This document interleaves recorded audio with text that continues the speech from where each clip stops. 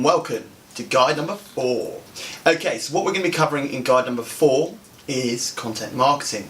If you haven't caught up on guide 1, 2 and 3, I'd suggest you download them. They are free, they're available at the bottom of this page, so enjoy. So, content marketing. What is content marketing? Well, it's content and it's in marketing. Yep, okay. So what it is we need to do here is we're going to run through the importance of content.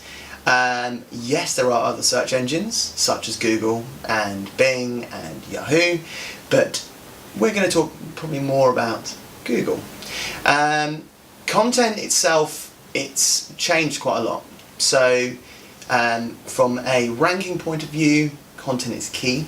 We're talking about blogs, we're talking about well-written product descriptions if you're selling online, we're talking about the use of maybe infographics.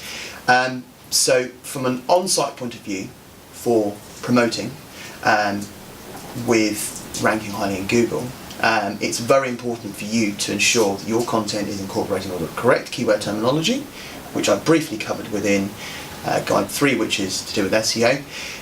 But actually more so that the content itself is compelling enough to actually engage with your users. So you have to remember that your users, they're landed there for a reason, and it needs to make sense. It needs to be what they're looking for. If I'm looking for something which could be relating to, I don't know, digital marketing, yeah? You're looking for digital marketing right now.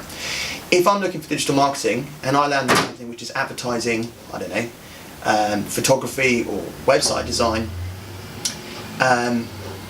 it's because the content itself isn't relevant. That's a very stupid example, I know, because no one would ever do that. However, what I'm talking about more on level of is the content you put out needs to be talking to the users, it needs to be talking their language, and it needs to be compelling enough for them to stay engaged. If you don't have engaging content, what are they doing there? Yeah, people's attention spans are ridiculously low.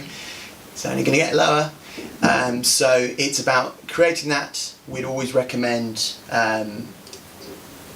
lots and lots of blogging on your site, but when you're blogging, it needs to be content which relates again back to what the content wants to see.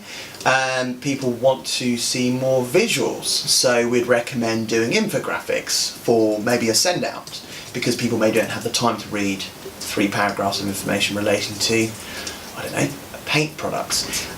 What you need to be doing is you need to be able to make it as easily digestible for that user to be able to absorb that content, to want to come back for more, and hey presto, you've got yourself some good returning visitors, which will hopefully then turn into customers. Yeah.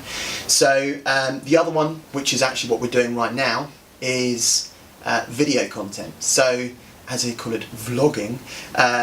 Video blogging is becoming way more popular now. You may know this, shock horror, but Google actually owns YouTube. They've owned it for quite a few years, and it's becoming one of the biggest search engines in itself. So people will often be looking for services relating, or a solution rather, for relating to what they do. So let's just say you're a beautician and you provide, I don't know, liposuction, or you may do exfoliation, or whatever it may be. A lot of the time you may actually be looking on YouTube for video tutorials on how to use a particular bit of kit. Now, hello presto, that content marketing which you're then getting advertised to could be relating to a provider of said product, and where else to get them but when they're actually looking up a video on YouTube. So it's actually surprisingly affordable, and it's very powerful, and it's way more engaging. Well, it depends. I mean, this is rather probably a bit boring, but hey. So inspirational content is very key. I haven't really gone into what it is really more. When you're content writing, when you're doing your content copywriting, you need to be thinking about the how inspirational it makes you feel. I think there's several different big organisations who I think create very compelling content in that regard. One comes to mind is Lloyd's. Lloyd's a few years ago changed their whole way of marketing their content. It was more based on feeling. Tesco's probably in the past, I don't know, 6 months, excuse me, in the past 6 months have gone down the route of more connecting with the user, so they feel like they're in more, I don't know, they're feeling more of a personal touch towards it. So it's all about love stories, or love food stories, and it's very engaging in that regard. And then Tesco bizarrely announced probably about 2-3 months ago depending obviously when you're watching this video, that their profits have gone up. So they're not directly saying that, are they?